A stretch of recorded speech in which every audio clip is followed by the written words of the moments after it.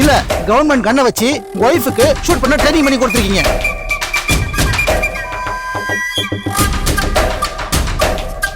நான் கொடுக்கல. அப்புறம் எப்படிங்க உங்களுக்கு சொல்ல தெரியும்? தெரியல. யுவர் ஆனர், அரசாங்கம் கொடுத்த கண்ணை இவர் மறந்துட்டு வீட்டில் வச்சுட்டு போயிட்டாராம். இவர் சொல்லி கொடுக்காமல் அவங்க சுட்டுட்டாங்களாம். இவர் ஸ்டேட்மெண்ட் நம்புற மாதிரியா இருக்கு. இத்துடன் எனது குறுக்கு விசாரணையை நான் முடித்துக் கொள்கிறேன். குற்றம் சாட்டப்பட்டவர் மட்டுமல்லாமல் அவரது கணவரும் இந்த குற்றத்திற்கு தெரிந்தோ தெரியாமலோ உதவி இருக்கிறார். எனவே குற்றம் சாட்டப்பட்டவர் குற்றவாளிதான் என்று தீர்ப்பு கூறும்படி தங்களை தாழ்மையுடன் கேட்டுக்கொள்கிறேன். நீங்க ஏதாவது கேட்க விரும்புறீங்களா? யுவர் ஆனர், கேள்வி எதுவும் இல்ல. தீர்ப்பு அளிக்கும் அளவிற்கு கேஸ் முடிந்து விட்டதாக நான் நினைக்கவே இல்லை. இன்னும் முழுமையான விசாரணை நடத்தப்பட வேண்டும் என்று நான் கருதுகிறேன். விசாரணை காலம் வரை எனது கட்சிக்காரரை ஜாமீனில் வெளியே விடும்படி நான் தாழ்மையுடன் கேட்டுக்கொள்கிறேன்.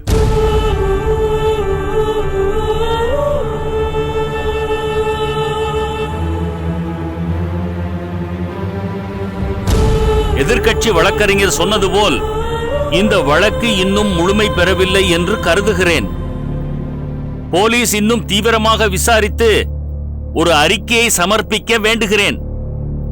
அந்த விசாரணை நேரத்தில் குற்றம் சாட்டப்பட்டவர் வெளியே இருந்தால் இந்த வழக்கு திசை திரும்ப வாய்ப்பு உள்ளதால் அவரை ஜாமீனில் விட முடியாது என்றும் அவர் நீதிமன்ற காவலில் இருக்க வேண்டும் என்றும் உத்தரவிடுகிறேன்.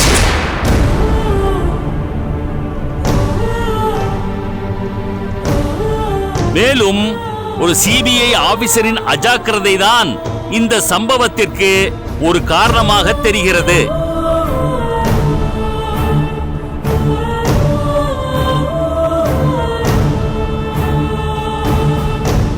அவர் வேண்டுமென்றே செய்தாரா இல்லை தெரியாமல் செய்தாரா என்பது போலீஸ் நடவடிக்கையில் தெளிவாக தெரியப்படுத்த வேண்டும். இப்படி ஒரு கவனக்குறைவான சம்பவம் சிபிஐ ஆபீசர் திரு ரஞ்சித் ராஜ் மீது துறை நடவடிக்கை எடுக்கவும் இந்த கோர்ட் பரிந்துரை செய்கிறது. இந்த கேஸ் சம்பந்தமான விசாரணை தேதி பின்னர் முடிவு செய்யப்படும்.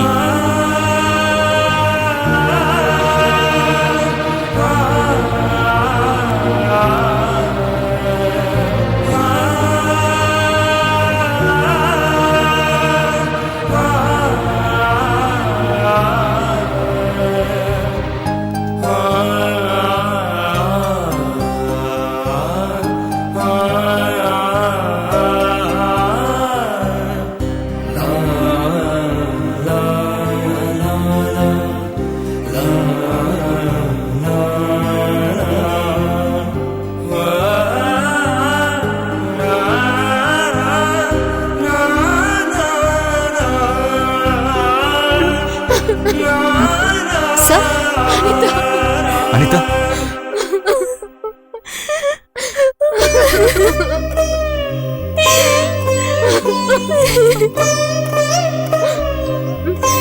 அப்பா, என் கல்யாணத்தை ஏத்துப்பீங்கன்னு பார்த்தேன். அது நடக்கல. இப்ப நீங்க ஏத்துக்கிட்டீங்க. உங்க கூட வாழணும்னு ஆசையா இருக்குப்பா. அதான் நடக்கலையேப்பா. என்ன விடுங்கப்பா. எனக்கு இவரு நினைச்சாதான் கஷ்டமா இருக்கு. நான் இல்லாம தனியா கஷ்டப்படுவாரு. கொஞ்சம் பாத்துக்கோங்கப்பா. பாத்துக்கிறோம்மா, நாங்க பாத்துக்கிறோம்மா. அப்பா சொல்லுமா.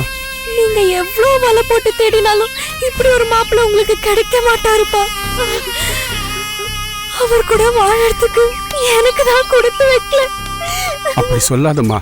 மாப்பிள்ளை கண்டிப்பா உன்னை வெளியில கொண்டு வந்துருவார். அந்த நம்பிக்கை எனக்கு இருக்குமா. கவலைப்படாம இரு அனிதா. 2 நாள்ல எப்படி உன்னை வெளியே எடுத்துருவேன். என் கவலை எல்லாம் உங்களை நினைச்சுதான். என்னை பத்தி நான் கவலையே படல. என்னை பத்தியே யோசிச்சுட்டு இருக்காதீங்க. என்னங்க இது?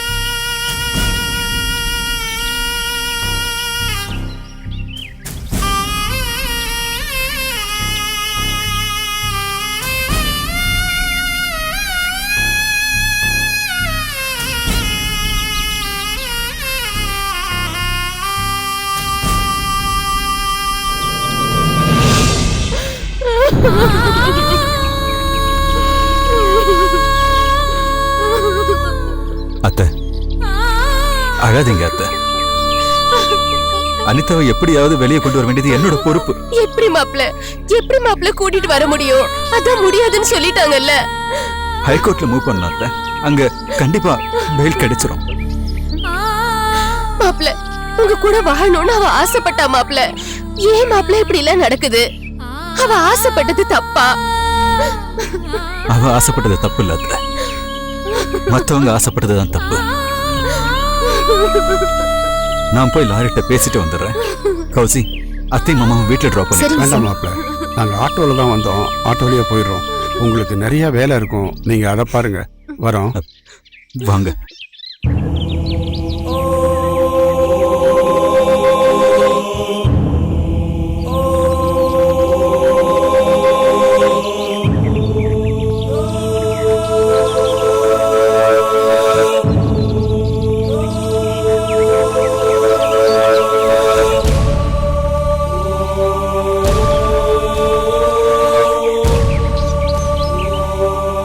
எதிரிய நினைச்சவங்க உறவாயிட்டாங்க, உறவுன்னு நினைச்சவங்க விலகி போயிட்டாங்க.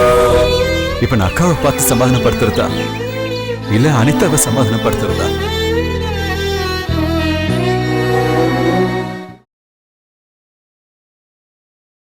சொன்னதை செஞ்சு காட்டிட்டீங்களே.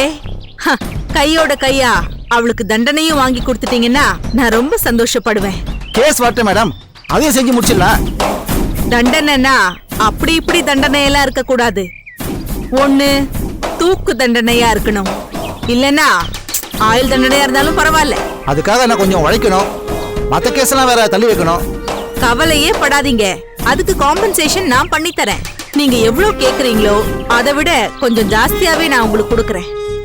ஆனா அந்த ரஞ்சித்தை ஜட்ஜ விட்டு கண்டிக்க வச்சீங்கல்ல, அதே மாதிரி அவனுக்கு தண்டனையும் வாங்கி கொடுத்தீங்கன்னா நான் ரொம்ப சந்தோஷப்படுவேன். அடுத்த இயரிங்ல அதெல்லாம் பாத்துக்கலாம் மேடம். வக்கீல் சார கவனிங்க, நான் வரேன். சரிங்க மேடம். யோ, என்னையா இந்த பொம்பளை ஒரு சின்ன கேஸை வச்சுக்கிட்டு எல்லாரையுமே தீர்த்துக்கிட்ட பாக்குது? ரொம்ப பேராசையா இருக்கும் போல இருக்கு. போக பார்த்தா ஒபாமா ரேஞ்சில் இருக்கிறவங்கள கூட அரெஸ்ட் பண்ண சொல்லும் போல இருக்கு. என்ன சார், ரொம்ப டயர்ட் ஆயிட்டீங்களா? டயர்ட்லாம் ஒன்றும் ஆகல. வைட்டமின் எம்மா கொடுத்தீங்கன்னா நானும் கொஞ்சம் தெளிவாக வேலை செய்வேன்ல. ஓ, புரியுது சார், புரியுது. இந்தாங்க, இதுல 25 இருக்கு, வச்சுக்கோங்க. யோ, இது பேலன்ஸ் செக் தானே, அக்கவுண்ட்லாம் போட்டு என்னால எடுக்க முடியாதியா? என்ன சார், 2 பேரும் ஒரே ஃபீல்ட்ல இருக்கோம், இது கூடவா எனக்கு தெரியாது? பேலன்ஸ் செக் தான் சார்.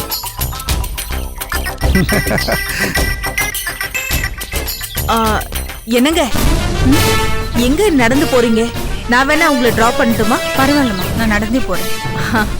நீங்க கொடுத்த வாக்குமூலத்தால தான் அவளை உள்ள அனுப்ப முடிஞ்சது. தூக்குக்கு போவான்னு எதிர்பார்த்தேன். கண்டிப்பா அதுவும் நடக்கும். ஆனா நீங்க இதே மாதிரி மனசு மாறாம இருக்கணும். நான் ஏன் மனசு மாற போறேன்? இல்ல, நாளைக்கு தம்பி பாசத்தை காட்டினா பணத்தை கொடுத்தான்னு நீங்க மனசு மாறிட கூடாது பாருங்க.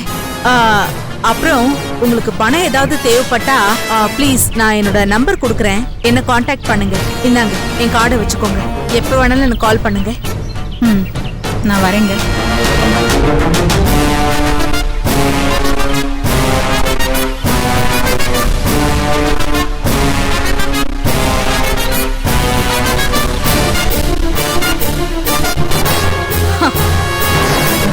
டேய் ரஞ்சித், பாத்தியா உன் கையாலேயே உன் கண்ணை எப்படி குத்துனன்னு? இதே மாதிரி உன் கதையையும் முடிக்கிறேன்டா.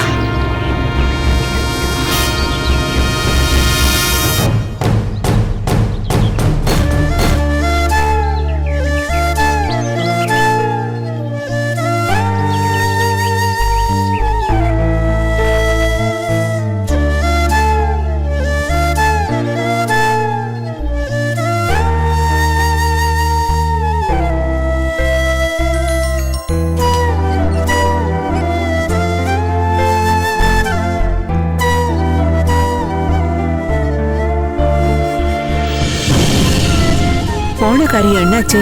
அந்த ரஞ்சித் தம்பிய பாத்தீங்களா? பார்த்தோம்மா. நிலைமை எப்படி இருக்கு? பாவம் அவருக்கு வந்து இந்த சங்கடம் யாருக்கும் வரக்கூடாது. ஒரு பக்கம் அவர் மனைவியே பிடிச்சி ஜெயில அடைச்சு வச்சிருக்கிறாங்க, இன்னொரு பக்கம் இவரோட அக்காவே இவர் மேல கோவப்பட்டு குய்யோ முறையோடு கட்டிக்கிட்டு இருக்கிறாங்க. எந்த பக்கம் பேசுறதுன்னு தெரியாம தத்தளிச்சுட்டு இருக்கிறாரு பாவம். அவங்க அக்கா எதுக்காக வந்து தகராறு பண்றாங்க? ஐயோ பாவம், அவங்க புருஷன் இருந்த துக்கத்துல என்ன பேசணும்னு தெரியாம பேசிட்டு இருக்காங்கம்மா. பத்திரிகைக்காரங்களா கண்டபடி எழுதுறாங்கல்ல, அதெல்லாம் தான் இந்த அம்மா மனசுக்கு சரிட்டு படுது. அவங்க பொண்ணை ஆசை ஆசை இவர் கட்டி வைக்கலாம் நினைச்சிட்டு இருந்தாங்க. இவர் காதலிச்சு இந்த அனிதாங்கிற பொண்ணை கட்டிக்கிட்டாரு. இந்த மாதிரி என் குடும்பத்தை ஏமாத்திட்டியடா அப்படின்னு அவனே என் புருஷன் கேட்க போனாரு. அந்த கோபத்துல அந்த பொண்ணு என் புருஷனை கொன்னுட்டார். அந்த பொண்ணு கையில எப்படி துப்பாக்கி வந்துச்சு? அதுவும் இவரோட துப்பாக்கி. அவங்க தான் திட்டமிட்டு இந்த கொலையை செய்திருக்காங்கன்னு கோவம் அவங்களுக்கு. நீங்க சொல்றத பார்த்தா அந்த ரஞ்சித்துக்கும் பிரச்சனை இருக்கும் போல இருக்கே. ஆமாம்மா, ரொம்ப இக்கட்டான சிக்கல்ல மாட்டிட்டு இருக்கிறார். ஆனா வீடு பூந்து அந்த பொண்ணை கொலை பண்ண முயற்சி பண்ணதுனால தானே அந்த பொண்ணு அப்படி பண்ணிச்சு. உண்மைதான். இவங்க அவங்களை தேடி போல வந்த இடத்துல நடந்திருக்குது. அதெல்லாம் நமக்கு தெரியுமா? ஆனா போலீஸும் கோர்ட் அதை ஏத்துக்கணுமே. அதான் பத்திரிகைக்காரங்களா திருச்சி எழுதல ஏதோ சதி திட்டம் போட்ட மாதிரி. அதைத்தானே நம்புறாங்க அவங்க. பத்திரிகையை யாருங்க தூண்டி விட முடியும்? அவர் ஒரு போலீஸ் ஆபீசர் வேற. அம்மா, அவர் போலீஸ் ஆபீசரா இருக்கிறதா பிரச்சனையே. இவர் விசாரணையில பல பேருக்கு தண்டனை வாங்கி கொடுத்திருப்பாரு. அதுல யாருக்கு இவர் மேல எவ்வளவு கோவமோ அவங்க பண்ணிருக்கலாம் இல்ல. என்னங்க இது அநியாயமா இருக்கு? ஊருக்கு நல்லது செய்ய போனா கூடவா இப்படி ஒரு பழி வரும்? என்ன செய்யறது? ஊருக்கு நல்லவனா இருக்கிறவன சில பேர் விரோதியா நினைக்கிறாங்களே. எல்லாம் அவங்க பாக்குற பார்வையில் இருக்குதுமா. இத பாருங்க, யாரு வேணாலும் எப்படி வேணாலும் பாத்துட்டு போட்டோம். நீங்க அவருக்கு ஏதாவது ஒரு வகையில உதவி செய்யுங்க. எதுக்கு? இல்ல எதுக்குன்னு கேக்குற. என்னடா பேசுற? அவ யார பத்தி பேசிட்டு இருக்கிற? நம்ம குடும்பத்துக்கு எத்தனை உதவி பண்ணி இருக்கிறாரு. நமக்கு உதவி பண்ணவங்களுக்கு உதவி பண்ணவங்க சொல்றா, என்ன தப்பு? பா, உதவி செஞ்சாங்களோ உபத்திரம் செஞ்சாங்களோ அவங்க கிட்ட இருந்து ஒதுங்கி இருக்கிறது நமக்கு நல்லது. செஞ்சுட்டு கெட்ட பேர் வாங்குறத விட செய்யாம நல்ல பேர் வாங்கிட்டு போயிடலாம். இப்ப பாருங்க, பாட்டியோட அஸ்தியை எடுத்துட்டு போனோமா கரைச்சோமா வந்தோமா இல்லாம இந்த அம்மாவை வீட்டுக்கு கூட்டிட்டு வந்துட்டீங்க. இந்த அம்மா நம்ம வீட்டுக்கு வந்த நாள்ல இருந்து நம்ம வீடு டீ கடை பெஞ்ச் மாதிரி ஆயிடுச்சு. எப்ப பார்த்தாலும் இதே பேச்சுதான். இப்படி இருக்குமோ அப்படி இருக்குமோன்னு. உயிரை காப்பாத்திடுவடா. உயிரை காப்பாத்தினவங்களா இருந்தா ஏதோ 5-10 கொடுத்தமா அனுப்பணுமான்னு இருக்கணும். அடுப்பாங்கிற வரைக்கும் கூட்டிட்டு வர மாட்டாங்க. உங்க உயிரை காப்பாத்திட்டு எங்க எல்லார் உயிரை அவங்க எடுக்கிறாங்க. வெளியில மானம் போகுது.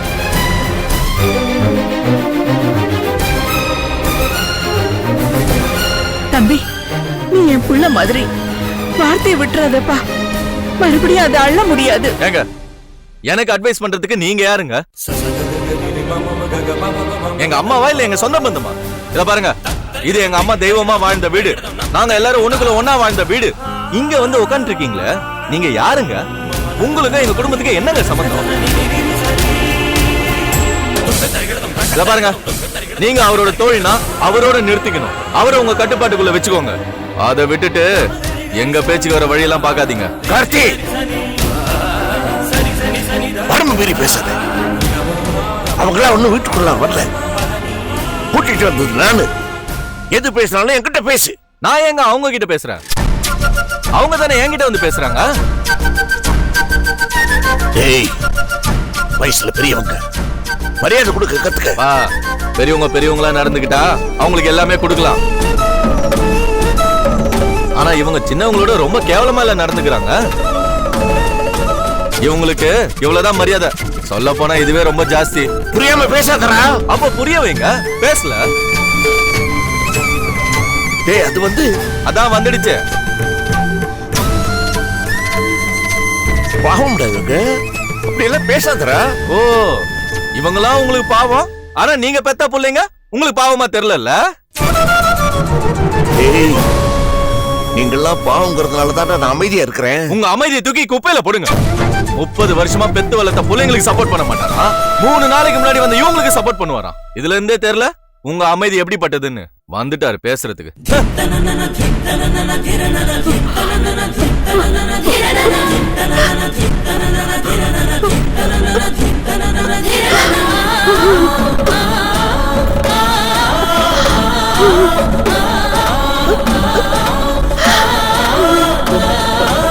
Gari gari sani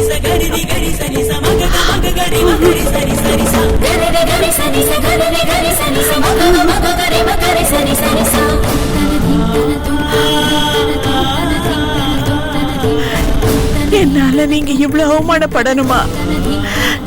எனக்கு சேர வேண்டியதை கொடுத்துட்டா நான் போயிடுறேங்க.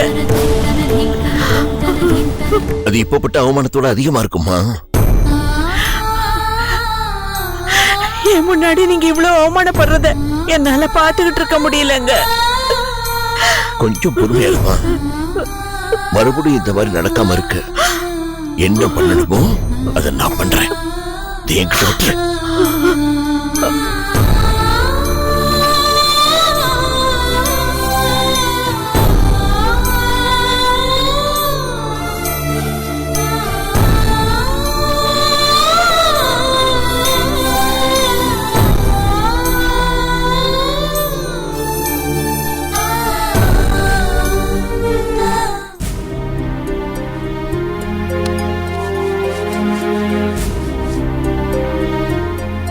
டோர் லாக் பண்ண மறந்துட்டேனே.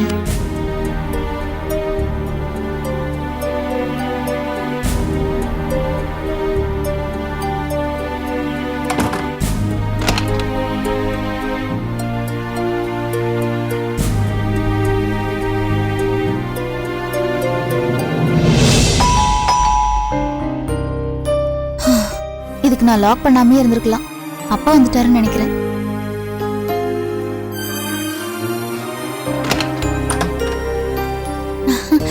வாங்க பெரியப்பா, உட்காருங்க. இப்பதான் டோரை லாக் பண்ணிட்டு திரும்புறேன், நீங்க வந்து பெல் அடிக்கிறீங்க. அப்படியா? உட்காருங்க. என்ன சாப்பிடுறீங்க? ஒண்ணு வேணாம்.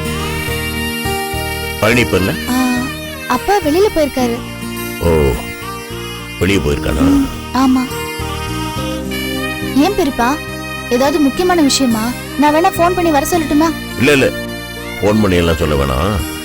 ஒண்ணு இல்ல, வீட்டுல இருந்தான்னா ஒரு விஷயம் பேசிட்டு போலான்னு வந்தேன். சரிம்மா, கிளம்புறேன். என்ன பெரியப்பா, என்ன நீங்க எப்ப பார்த்தாலும் உங்க தம்பியை பார்க்க வரீங்க, அவர் இருந்தா பேசுறீங்க, இல்லன்னா கிளம்பி போயிடுறீங்க. என்கிட்ட ஒரு வார்த்தை கூட பேச மாட்டீங்க. என்னடா பெரியப்பா மேல திடீர்னு இப்படி ஒரு பழிய போடுற? நான் உங்ககிட்ட பேசாம வேற யார்கிட்ட பேச போறேன்?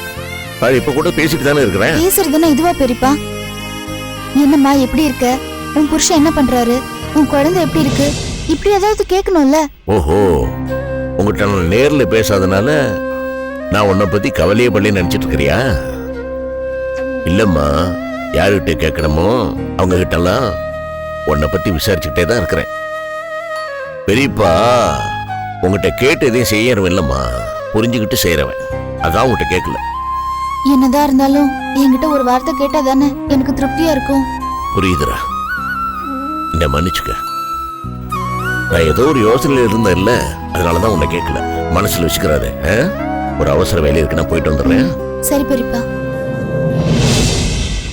அண்ணா, என்ன கிளம்பிட்டீங்க நீங்க? உங்களை எங்க ஆட்டோக்காரர் இறக்கிட்ட சொன்னாரு, அதனால வேகமா வந்தேன் நானு. உன்னை பார்க்கத்தாண்ட வந்தேன். உட்காருங்க நீங்க. மீனா, பெரியப்பா சாப்பிட ஏதாவது கொடுத்தியா? இல்ல. போமா, ஏதாவது கொண்டு வாமா. வரேன்ப்பா.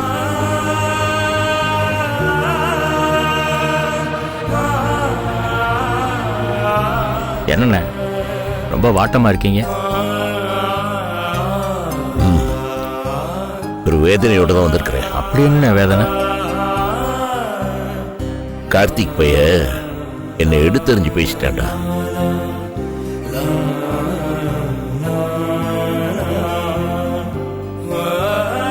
உங்களையா?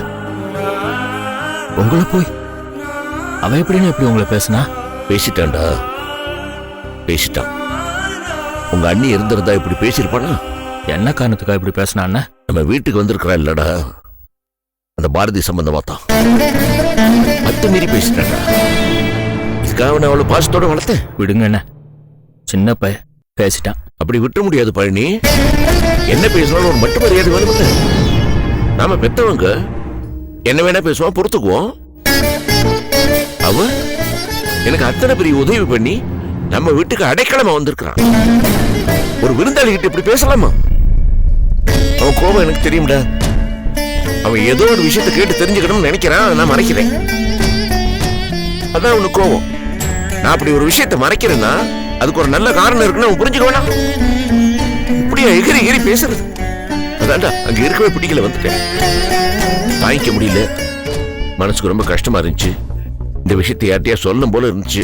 வேற யார்கிட்ட சொல்லுவேன், நான் உங்ககிட்ட பேசலான்னு இங்க வந்தேன். ஆனா மீனகுட்டி நீ வீட்டுல இல்லைன்னு சொன்னா அவர்கிட்ட இந்த விஷயத்தால பேச முடியுமா?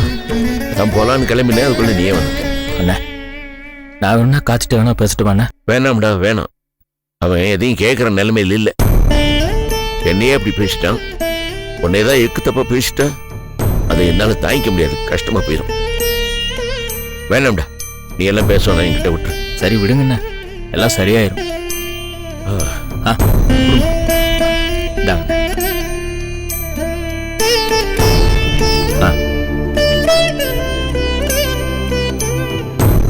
என்னண்ண ஒரே யோசனையா இருக்கீங்க? சாப்பிடுங்க. சாப்பிடணும் போல இல்லடா, வேணாம், நான் வரேன். என்ன எங்கண்ணா கிளம்பிட்டீங்க? எல்லாம் சரியாயி பேசாம இங்கேயே தங்குங்கண்ணே.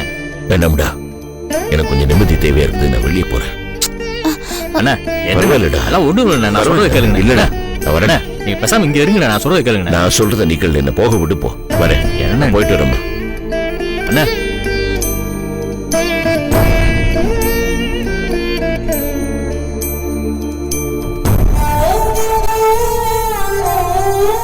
என்னப்பா நீங்க சொல்ல பெரியப்பா போயிட்டே இருக்காரு? இல்லம்மா, அண்ணன் முடிவெடுத்தாருன்னா யாராலையும் நிறுத்த முடியாதுமா. அவராதான் நிக்கணும். அண்ணனை பத்தி எனக்கு நல்லா தெரியும். அந்த அம்மா யாருன்னு சொன்னா இந்த மாதிரி பிரச்சனை எல்லாம் வராது இல்ல? எங்க சொன்னா பிரச்சனை இதோட பெருசா வருமோன்னு நினைக்கிறாரோ என்னமோ. அப்படி என்னதான் ரகசியம் அவங்க பின்னால மறைஞ்சிட்டு இருக்குன்னே தெரியல.